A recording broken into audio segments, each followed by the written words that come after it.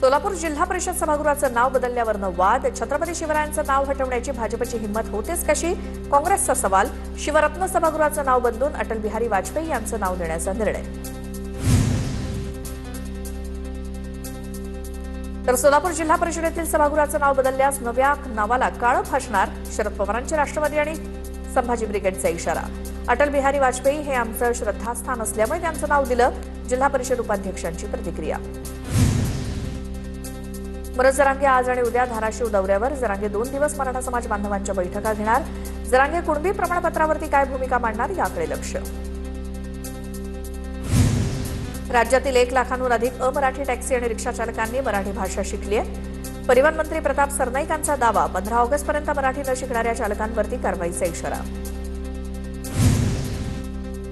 मुंबईच्या वांद्रे, सांताक्रूज, खार आणि बीकेसीमध्ये 11 आणि 12 ऑगस्टला पाणीपुरवठा 2 दिवस बंद असणार. जलवाहिनी दुरुस्तीच्या कामासाठी पाणीपुरवठा बंद असेल. पाणी जपून वापरण्याचं आवाहन. पुण्यातील खडकवासला धरणात 2140 क्युसेकनं पाण्याचा विसर्ग सुरू. धरण क्षेत्रातील पावसाचा जोर कमी झाल्यामुळे विसर्ग घटवण्यात आलाय.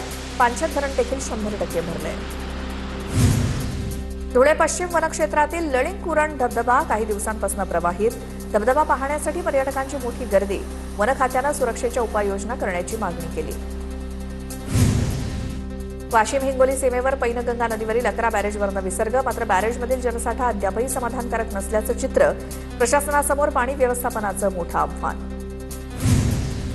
राज्यातील शेतकऱ्यांच्या पशुधनाचा नैसर्गिक आपत्तीमुळे मृत्यू झाल्यास मदत मिळणार. पशुसंवर्धन मंत्री पंकजा मुंडेंचा मोठा निर्णय. दरम्यान पशुधन विमा योजनेची व्याप्ती वाढवण्याचा निर्णय.